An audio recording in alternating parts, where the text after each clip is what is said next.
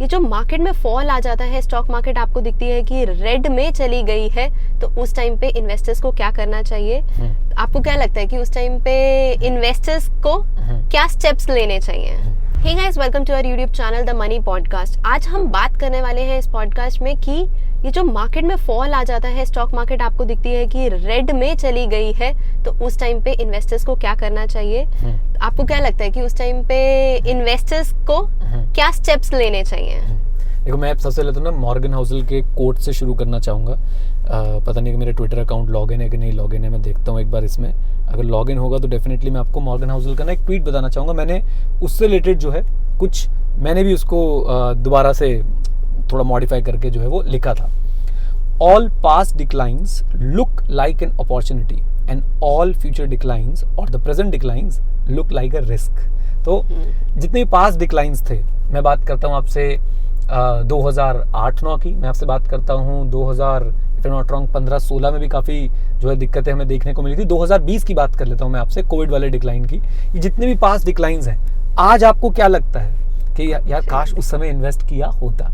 और जो present declines हैं और जो फ्यूचर में आने वाले डिक्लाइंस है, वो आपको क्या लगते हैं कि भाई बहुत दिक्कत हो गई, बहुत रिस्क हो गई, हो सकता है और गिर जाएगी मार्केट, तब कर लेंगे। एग्जैक्टली। तो जितने भी पास्ट डिक्लाइंस है ना, वो आपको अपॉर्चुनिटी लगते हैं, और जितने भी फ्यूचर और प्रेजेंट डिक्लाइंस हैं, वो आपको लगते हैं कि भाई साहब रिस्क है। और उसके आगे मैंने लिखा है, फॉर एग्जाम्पल मार्च 2020 में स्टॉक मार्केट डिजास्टर हुआ था, वो आज की डेट में हमें अपॉर्चुनिटी लगता है। और जो प्रेजेंट और फ्यूचर डिक्लाइन हो रहे हैं, होने वाले हैं, वो हमें क्या लगता है? वो हमें लगता है कि भाई रिस्क है ना।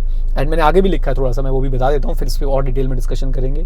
If the market falls 10 or 20% now after a certain period, people will call it oh that was a great opportunity. आप देख लीजिएगा, मैं कहता हूँ अगर मार्केट अभी तो बहुत ज़्यादा डाउन नहीं आई है, बट एक्चुअली में नहीं आई है। ये जो 2% 3% को आप लोग ब्लड बाथ कह देते हो ना, अभी आपने मौत का नंगा नाच देखा नहीं है स्टॉक मार्केट में, कैसे हो सकता है, कितना ज़्यादा हो सकता है। तो ये ब्लड बाथ नहीं है, राइट? ये तो बल्कि मैं बोलूँगा, और ये कई लोग जो सॉफ्टवेयर की लैंग्वेज में बोलो, इंजीनियर्स की लैंग्वेज में, तो this is not a bug, it's a feature, है ना। तो ऐसे में करना क्या चाहिए, मैं आपको ना कुछ एग्जांपल्स के साथ बताना चाहूँगा। सबसे पहली बात आपको ये समझनी है कि क्या ये पहली बार हो रहा है? बिल्कुल भी नहीं। ये भाई साहब आपके हर साल में आपको ऐसा देखने को मिल जाएगा कि स्टॉक मार्केट एक दिन में अचानक से 1-2% 3% नीचे आती है, और एकदम लाली मासी लाल किरणें हर जगह पे जो है भाई साहब वो दिखने लग जाती हैं। ओके, एंड मुझे तो ऐसा लगता है कि अब हम लोग सुनते तो कहानी तो बहुत सारी सुनते हैं कि भाई buy when everyone is selling and sell when everyone is buying, लेकिन होता क्या है, व्हेन एवरीवन इज सेलिंग और हमारी बाय करने की हिम्मत नहीं आ पाती। तो इतना जब ज्ञान है तो भाई उसको इस्तेमाल करो। अगर अब आप बोलोगे मास्टर जी आप बताओ, आप बहुत मास्टर बन रहे हो, आप इस्तेमाल करते, मैं तो बिल्कुल करता हूँ। कल भी भाई मैंने जो है अपने सारे म्यूचुअल फंड्स को एक तरह से टॉपअप करा है, राइट। चलिए खैर, इस पे तो हम लोग बात करेंगे, बट एक बात ध्यान रखिए कि ये जो भी हो रहा है ना, ये आपके साथ फर्स्ट टाइम, ये मार्केट में फर्स्ट टाइम नहीं हो रहा है। It keeps on repeating, and this phenomena, this 2% 3% falls gives you an amazing opportunity to build up your positions और to enter into the market. Okay, हाँ जी, बिल्कुल ठीक है। सो जो आपने बोला ना कि टॉप अप कर रहा है, तो पहले ये चीज़ ना मेरे को भी बहुत डर लगती थी, जब मतलब मैं देखती थी ना, जब सारा रेड हो गया, अब करे ना करे, इंतजार किया जाए।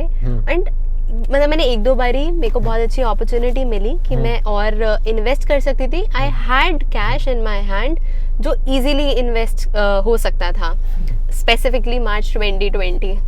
सो वो 7600 या 7800 पे जब निफ्टी गया था, मैं बस ठीक ठाक अमाउंट पड़ा हुआ था अपने हिसाब से कि जो मैं इन्वेस्ट कर सकती हूँ। मतलब 5-10 करोड़ पड़े होते, मतलब तुम्हारे पास 5-10 करोड़ गाइस, ठीक ठाक। हाँ, तो बट मैंने नहीं किया। क्यों? मैंने कहीं पे पढ़ लिया था ये 6600 पे आएगा, तो आई वाज वेटिंग।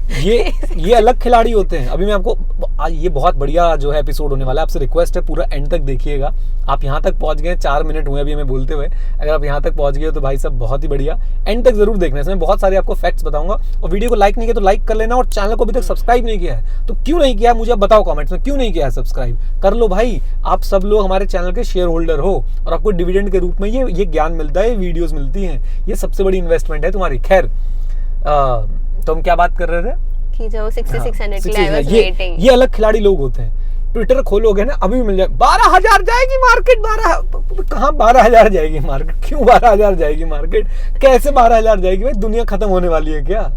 दुनिया कोविड में खत्म नहीं हुई यार, वो एक ब्लैक स्वॉन इवेंट था, वो वंस इन 100 ईयर वाला इवेंट था और लाइफ टाइम में एक बार होने वाला इवेंट था। शायद दोबारा ऐसा कोविड तो नहीं होगा ना, अब कुछ और बीमारी आएगी भाई आज से 100-150 साल बाद, 50-60 साल बाद जब भी आएगी। बट अब सोचिए अभी भी मार्केट में हल्ला है, 12,000 पे जाएगी, 12,000 पे जाएगी। भाई किसी को नहीं पता मार्केट कहाँ जाएगी।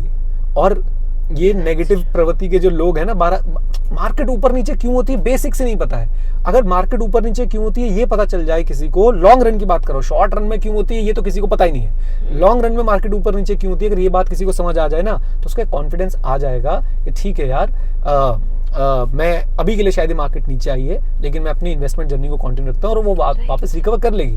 अब यहाँ पे कई अति दुखी आत्माएं, अभी तक किसी ने कीबोर्ड पे जे लिख दिया होगा, जापान में तो नहीं हुआ इतना 30 साल में। भाई जापान की स्थिति आप देखिए, जापान और इंडिया को कंपैरिजन करके देखिए। जापान में जब से वो स्टैग्नेशन आई है उससे पहले का उसका फ्लो देखिए। तो आप आइसोलेशन में सिर्फ और सिर्फ कीबोर्ड पे लिख के नहीं बोल सकते ना जापान ये वो फलाना ढिमाका, बहुत सारी चीजें हैं। और जापान का आप एक केस कोट कर रहे हो, मैं आपको ऐसे हर जापान के लिए मैं आई कैन कोट 20 केसेस जहां पे भाई साहब ऐसे जापान जैसा नहीं हुआ है, राइट। खैर जापान वाली बात पे दोबारा डिस्कस कर लेंगे। अभी पॉइंट क्या है यार, ये सब चीजें ना मार्केट का फीचर है, इसको आपको पॉजिटिवली लेना चाहिए। ये वेल्थ क्रिएशन पॉकेट्स बनाती हैं, वेल्थ क्रिएशन पॉकेट्स बनाती हैं आपके लिए जबरदस्त। जैसे कि 2020 में मेरे को एक अच्छा प्रॉफिट बना, मेरा एक अच्छा प्रॉफिट बना यार 2020 में इन्वेस्ट करके। मेरे पास इंडेक्स फंड है जिसपे 100% से ऊपर का जो है मेरा रिटर्न है एब्सोल्यूट टर्म्स में, 18-19% के, शायद 20% के आसपास का XIRR निकल रहा है 2020 से लेके आज तक का। अब आप इसको कैसे देखते हो, आप बोल सकते हो नहीं ये 2020 से लेके तो अभी तक बड़ा अच्छा रन दिया है स्मॉल कैप ने, इसने उसने। मैं इंडेक्स फंड की बात कर रहा हूँ आपसे, जिसके लिए कोई दिमाग लगाने की जरूरत ही नहीं थी, राइट। क्यों है वो रिटर्न, क्योंकि भाई मैंने उस समय पे इन्वेस्ट किया, उस समय पे मेरी कन्विक्शन थी, उस समय पे मैंने अपने जो प्रिंसिपल्स बनाए इन्वेस्टिंग के मैंने उनको फॉलो किया। और मेरे पास और भी कुछ डेटा है, मैं आपके साथ वो भी शेयर करना चाहूंगा। देखो एक बात दिमाग में डाल लो, मार्केट ऊपर जाएगी नीचे जाएगी किसी को नहीं पता। मैं अगर कल की बात करूं तो भाई कल मार्केट जो है 600-700 पॉइंट निफ्टी की बात कर रहा हूँ, 600-700 पॉइंट डाउन थी। आज की बात करूं तो सुबह उठ के देखा 250 पॉइंट अप थी और अभी वो बिल्कुल न्यूट्रल हो गई है। जिस पॉइंट पे हम लोग जो है वीडियो रिकॉर्ड कर रहे हैं बिल्कुल न्यूट्रल हो गई उस समय मार्केट, ओके। ऑलमोस्ट 7-8 पॉइंट ऊपर है, विच इज ऑलमोस्ट नथिंग। तो आप इस बात को समझिए कि भाई मार्केट किसी को नहीं पता कैसे मूव करने वाली है। आपको विश्वास होना चाहिए अपनी इन्वेस्टिंग स्ट्रैटेजी पे, विश्वास होना चाहिए। विश्वास में क्यों बोल रहा हूँ भाई, विश्वास होना चाहिए, ओवर कॉन्फिडेंस नहीं होना चाहिए, जबरदस्ती का कॉन्फिडेंस नहीं होना चाहिए, राइट। आपको पता होना चाहिए आपका इन्वेस्टमेंट स्ट्रैटेजी क्या है, आपका इन्वेस्टमेंट का पीछे का बैकग्राउंड क्या है, आपने क्यों एक म्यूचुअल फंड को सिलेक्ट किया था, क्या या क्यों किसी स्टॉक को जो है आपने सिलेक्ट किया था, ओके। मैं आपको कुछ एग्जांपल्स देता हूँ। 2008 की बात करते हैं, 2008 मैं उस समय अपने कॉलेज मेरा क्लियर हो गया था। 2008 में मेरी आर्टिकलशिप चल रही थी, मैं CA चार्टर्ड अकाउंटेंसी कोर्स मैंने कंप्लीट किया है। Please don't name me as a chartered accountant any more, because मैं अब एक्टिव मेंबर नहीं हूँ इंस्टीट्यूट का। हाँ, मैंने अपने CA कोर्स करा था, मेरी आर्टिकलशिप चल रही थी। उस समय मुझे याद है जनवरी-फरवरी का टाइम है, if I am not wrong. Market जो है अपने पीक पे थी उस समय। अगर मैं बात करता हूँ तो सेंसेक्स की बात करता हूँ 22,000 के आसपास होगा, 21,500 21,000 कुछ ऐसे के आसपास होगा, और धड़ाम से नीचे गिरा। मुझे इतनी पर्टिकुलरली क्यों याद है, क्योंकि उस समय मेरे फादर ने नया जो है घर लिया, राइट। तो हम उसकी पेमेंट के लिए सोचे थे स्टॉक मार्केट से पैसा निकाल लेंगे। कुछ सिमिलर मेरे घर पे भी हुआ था। हाँ। और भाई से पेमेंट के लिए पैसा निकालेंगे स्टॉक मार्केट से, क्या निकालेंगे भाई, सेंसेक्स आ गया था if I am not wrong 7800-7700 के लेवल पे। तो क्या जबरदस्त फॉल देखने को मिला, लगभग 1/3 रह गया बस, यानी 2/3 of the wealth vanished like anything, right. और यही नहीं, ये तो सेंसेक्स है, जो और जबरदस्ती के बड़े हुए शेयर्स थे वो तो इससे भी ज्यादा गिरे थे। लेकिन उसके बाद जो है खास बात वो ये है कि बाउंस बैक कैसा रहा कि भाई वापस if I am not wrong 10-11 के आसपास वापस इसी लेवल पे जो है सेंसेक्स आ गया, यानी कि वापस 21,000 पे आ गया। अब इससे हम क्या सीख रहे हैं कि कुछ ने तो ये देखा कि भाई 21,000 पे इन्वेस्ट किया था, 3 साल में 21,000 पे ही रहा वो। लेकिन जो व्यक्ति अपने SIPs को कंटिन्यू करता रहा उसने उस गिरे हुए पीरियड का बहुत फायदा उठाया, और इसी को बोलते हैं कि एवरेजिंग उसकी बहुत अच्छी हुई, राइट। तो एक टिप आप लोगों के लिए, अगर आपकी SIP चल रही है उसे रोकिए मत इन फॉल से डर के, ये फॉल्स आपकी एसआईपी को सपोर्ट करते हैं। इन फॉल्स में आप अपने गिवन अमाउंट के लिए ज्यादा यूनिट एक्यूमुलेट कर पाते हैं और आपका एवरेज कॉस्ट जो है वो कम हो जाता है। बहुत सिंपल सरल शब्दों में बता रहा हूँ। राइट, आई थिंक ये जो आप बोलो ना कि एसआईपी रोकने वाली चीज, ये जो इनिशियल इन्वेस्टर्स होते हैं, मतलब जिन्होंने जस्ट अभी स्टार्ट ही कर रहा होता है इन्वेस्ट करना, वो ज्यादा घबरा जाते हैं। अब इनिशियली मेरे साथ भी होता था ये, बट आपने हमेशा यही कि नहीं कुछ भी होता रहे, एसआईपी तो नहीं रोकनी, मतलब चलती रही वो। तो मेरे को भी अब लगा कि नहीं यार, मतलब ये बहुत सही डिसीजन था कि एसआईपी चलती रहे, और जब भी मार्केट गिरी हुई है व्हाटएवर एक्स्ट्रा अमाउंट जो आपने रखा हुआ है इन्वेस्ट करने के लिए, वो आप इन्वेस्ट करते रहो उस टाइम। तुमने जो वो 10 करोड़ रुपए लगाने थी लगा दी कल? हाँ बिल्कुल, ठीक है, मोटी असामी के साथ बैठा हुआ है, मोटी असामी के साथ। एनीवेज, अच्छा एक चीज मैं यहाँ पे और बोलना चाहूंगा, एसआईपी नहीं रोकनी, पैनिक में आके भाई अपना पोर्टफोलियो खाली मत कर देना। अभी जो आपको लॉसेस नजर आ रहे हैं ना, मेरे पोर्टफोलियो में करोड़ रुपए से ऊपर का लॉस है भाई। ठीक है, मैं अगेन शो ऑफ नहीं करना चाहता, बोस्ट नहीं करना चाहता, बट इस फॉल में जो अभी रिसेंट ये थोड़ा सा हुआ है, जो भी थोड़ा सा रायता फैला है, फॉल जो ब्लड बाथ हो गया है भाई, 1 करोड़ रुपए के आसपास का फॉल है। मैं बेच रहा हूँ कि नहीं, वो भाई नोशनल लॉसेस होते हैं। Please don't convert your notional losses into actual losses. इसको जरा नीचे लिख दो, ट्विटर और लिंक्डइन पे टैग करना मुझे बोल के, प्लीज ये लिख के, please don't convert your notional losses into your actual losses. अब मैं आपको इसके पीछे ना और भी मेरे पास बहुत सारे थॉट्स हैं इस पे डिस्कशन के लिए। तो इसका मतलब मैंने कभी अपना कोई स्टॉक वगैरह बेचा ही नहीं, बेचा है, जो मेरी गलतियां थी ना वो मैं पीक पे बेच के आ गया। हम ब्लेस्ड हैं कि स्टॉक मार्केट जब पीक पे होती है मैं अपनी गलतियां ढूंढता हूँ। मेरी गलतियां क्या क्या है? अच्छा, इस फलाने शेयर के पीछे मेरे पास कोई थीसिस नहीं था, बस मैंने एक्सपेरिमेंट करने के लिए ले लिया था, या मैंने किसी के कहने पे ले लिया था। मेरे पास बहुत सारे पाप पड़े हुए हैं मेरे, तो उन पापों को धोता हूँ मैं पीक पे ले जाके। और जब मार्केट आती है नीचे तो मैं क्या करता हूँ, मैं भाई शांति से बैठा रहता हूँ, पैसे होते हैं तो टॉप अप कर लेता हूँ अपने सारे म्यूचुअल फंड को, जैसे मैंने अभी किया, राइट। और मैं ये नहीं सोचता कि यार अब तो भाई मार्केट नीचे गिर रही है और नीचे गिरने दूं, नहीं पता किसी को, क्या पता भाई आगे वाले 1-2 दिन में मार्केट नीचे ही ना गिरे, राइट। क्या पता और नीचे गिर जाए। तो एटलीस्ट मैंने एक फॉल में जो थोड़ा बहुत लगा सकता था, अगर मेरे पास मान लो थोड़ा बहुत 100 रुपए का कैपिटल पड़ा है लेटेस्ट से, तो 100 रुपए के कैपिटल में से मैंने भाई 10 रुपए का कैपिटल कल मैंने अपना डिप्लॉय जो है वो कर दिया। अब उसके बाद और गिरेगी तो भाई मैं और 10 रुपए निकाल दूंगा, नहीं तो एसआईपी चल ही रही है हमारे पास। तो आपको ना ये फिनोमेना समझना पड़ेगा कि ये स्टॉक मार्केट का एक फीचर है, घबराने की जरूरत है नहीं। आपने नोशनल लॉसेस को अपनी नोशनल लॉसेस को आपने जो है वो कन्वर्ट नहीं करना है अपने एक्चुअल लॉसेस में, किसी में कभी भी। आप अगर एक काम कीजिए, आप लोग स्टॉक मार्केट के और फॉल्स के बारे में मुझे कमेंट बॉक्स में बताइए। मेरे हिसाब से भाई एक बड़ा फॉल जो मैंने अपने होशो हवास में और जब मैं स्टॉक मार्केट्स को लेके जागरूक था तब देखा है, वो सबसे बड़ा फॉल मैंने 2020-21 में ही देखा है, राइट। जो कोविड वाला देखा, टू बी वेरी स्पेसिफिक, मार्च 2020 में देखा है, राइट। एंड तब भी लोग बाग, जैसे वृंदा बता रही थी, कह रहे थे कि भाई 6600 पे आ जाएगी मार्केट, 4000 पे आ जाएगी, अभी तो और जलील होना बाकी है। क्या हुआ? कुछ नहीं हुआ। मैंने इतना अमाउंट लगाया था उस टाइम पे, अब उसमें मेरे को मतलब मैं कह रही हूँ 200% भी मिल जाए, बट अमाउंट ही छोटा था, वो तो बहुत बड़ा इम्पैक्ट आया नहीं उससे, जो कि आ सकता था। मैंने तो देखो यार भर के पैसे लगाए थे उस टाइम पे, और मैंने उसके बाद भी बहुत पैसे लगाए। मैं एक लाइन बोल रहा हूँ, आप उसको मिस कोट मत कीजिएगा। देखो यार, लॉन्ग रन में अगर आपके स्टॉक्स के और म्यूचुअल फंड्स के चॉइसेस ठीक है ना, एवरेज भी है ना, आप फोड़ने वाले हो बढ़िया तरीके से। अब इसमें कुछ लोग बहुत नेगेटिवली बोलते हैं कि नहीं जी ये हो जाएगा, वो हो जाएगा, फलाना हो जाएगा, धमाका हो जाएगा। मैं तो धीरे धीरे अपना पूरा पोर्टफोलियो म्यूचुअल फंड की तरफ लेके आ रहा हूँ, एंड आप जज करें जो आपको जज करना है। मैं बता सकता हूँ मेरा जो XIRR है, यानी 2020 से लगाओ, मेजरली मैंने 2020 से इन्वेस्ट करना शुरू किया है, वो XIRR मेरे पोर्टफोलियो लेवल पे अराउंड 20% का निकल रहा है, and I am really happy with that, and I am not expecting कि वो 20% का रहेगा। मैं तो एक्सपेक्ट कर रहा हूँ भैया 12-13% मिल जाए, बाकी जो ऊपर मिल रहा है वो बोनस है, क्योंकि 12-13% से ही आप इतनी ह्यूमंगस वेल्थ क्रिएट कर देंगे कुछ समय में, जो आपने कभी सपनों में नहीं सोची होगी, राइट। अब है क्या कि भाई 20% बोल के भी कई लोगों को बोरिंग लगता है, 12-13 तो लोगों को ऐसा लगता है हट गंदा, राइट। तो भाई वो आपकी थॉट है, मेरी जो एक्सपेक्टेशन है मैं उसके हिसाब से आगे बढ़ रहा हूँ, मुझे वो चीज़ें मिल रही हैं। अल्टीमेट गेम ये है कि प्लीज़ मार्केट फॉल्स को यूज कीजिए, मार्केट फॉल्स में पैनिक बिल्कुल भी मत कीजिए, राइट। ये सबसे ज्यादा वो लोग ही आते हैं जो फॉरेक्स वाले आते हैं ना, हम महीने में कमाएंगे 20%, दिन में 5% कमा रहे हैं भाई, दिन में 5% कमा रहे हैं, और हालात वैसे बहुत ही बुरे हैं। ये ना एक स्कीम चल गई है एक व्यक्ति को मैंने YouTube पे बोलते हुए सुना, मेरे पास वीडियो शेयर करी किसी ने, म्यूचुअल फंड से कभी कोई अमीर नहीं बना।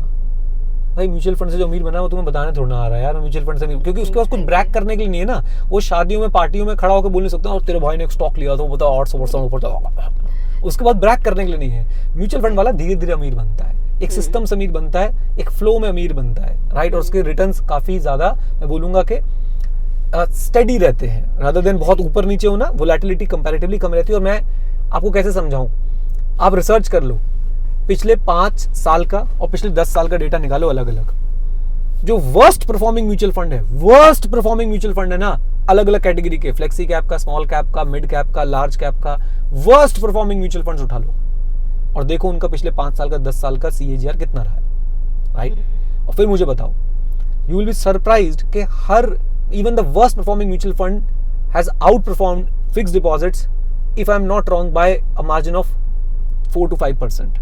यानी कि FD 7% दे रहा है तो वर्स्ट परफॉर्मिंग वाले ने भी, मुझे ऐसा लगता है, ये मैं बहुत रैंडम फिगर्स आपको बोल रहा हूँ, आप चेक कर लीजिएगा, ये मेरी एक्सपेक्टेशन है जितना मैं स्टडी करता रहता हूँ। हर बेकार से बेकार म्यूचुअल फंड ने भी आपको 11 से 13% के बीच का रिटर्न दिया, बेकार से बेकार म्यूचुअल फंड ने भी, राइट। तो भाई ये आप इन लोगों के चक्कर में मत पड़ो। स्टोरियां सुनाना एक अलग बात है, पैसा बनाना एक अलग बात है। मैं सच बता रहा हूँ आपको, स्टोरी सुनाना बिल्कुल अलग है और पैसा बनाना बिल्कुल अलग है। Every story teller is not creating money and every person who is creating money is not telling you stories. इस बात को समझ लीजिए। तो प्लीज फोकस कीजिए, मार्केट फॉल्स टेम्परेरी है, वेल्थ क्रिएशन परमानेंट है, ठीक है ना।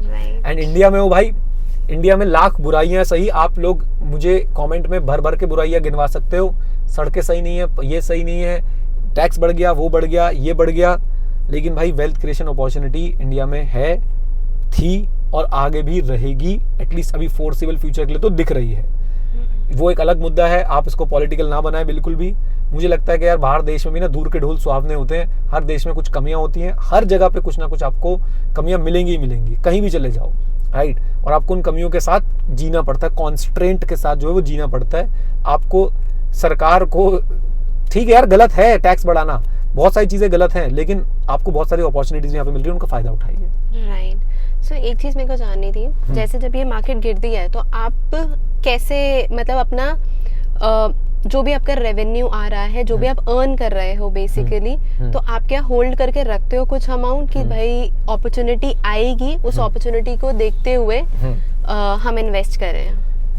देखो यार मैं तो बिल्कुल होल्ड करके रखता हूँ। एक समझदार व्यक्ति ऐसा कह रहे थे अपॉर्चुनिटी फंड जो है छल है, अपॉर्चुनिटी फंड कुछ नहीं होता।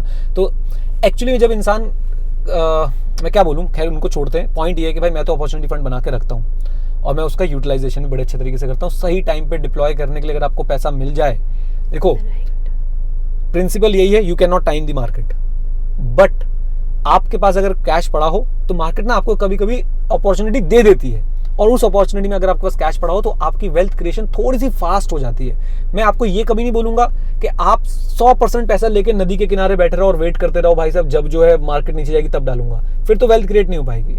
आप अपना 80% पैसा जो है वो डिप्लॉय करके रखो, 20% पैसा जो है वो नदी के किनारे लेके बैठे रहो, कोई प्रॉब्लम की बात नहीं है। अब जैसे ही आपको लगे कि भाई स्टॉक मार्केट में फॉल आया है, एक अच्छी अपॉर्चुनिटी मिली है, 2-3% बहुत होता है, 2-3% अपना कैपिटल लगाने के लिए, तो आप उसमें से जो आपका पैसा है उसका कुछ परसेंटेज लगा सकते हैं, क्यों नहीं लगा सकते हैं? इतना तो स्ट्रेटेजाइज कर ही सकते हैं ना।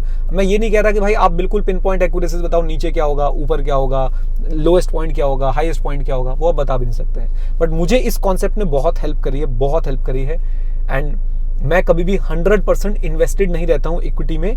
मेरे पास हमेशा कुछ ना कुछ मैं फंड्स अलग से रखता हूँ जिनको मैं तब डिप्लॉय करता हूँ जब मार्केट में अच्छा एक करेक्शन आता है, आई शुड से, राइट। चलिए जी, तो आज की कहानी को यहीं पे समाप्त करते हैं। उम्मीद करता हूँ आप लोगों को ये पॉडकास्ट, ये वीडियोस जो हैं वो अच्छे लग रहे हैं। तो अगेन फिर से रिक्वेस्ट करूंगा सबके साथ शेयर कीजिएगा, वीडियो को लाइक कीजिएगा एंड हमारे साथ जुड़ने के लिए नीचे कमेंट बॉक्स में अगर कुछ लिंक्स वगैरह उन पे आप लोग हमें ज्वाइन कर सकते हैं। कुछ फ्री ऑफ कॉस्ट होते हैं, कुछ पेड होते हैं, जहाँ पे आप लोग जुड़ना चाहें प्लीज जुड़िए और साथ में मिलकर वेल्थ क्रिएट करेंगे और करवाएंगे। With this note, thank you very much. Stay connected, stay ahead. जय हिंद। और हाँ मित्रों, सीखते रहें क्योंकि सीखना शुरू तो जीतना शुरू। Bye bye and take care. God bless you all.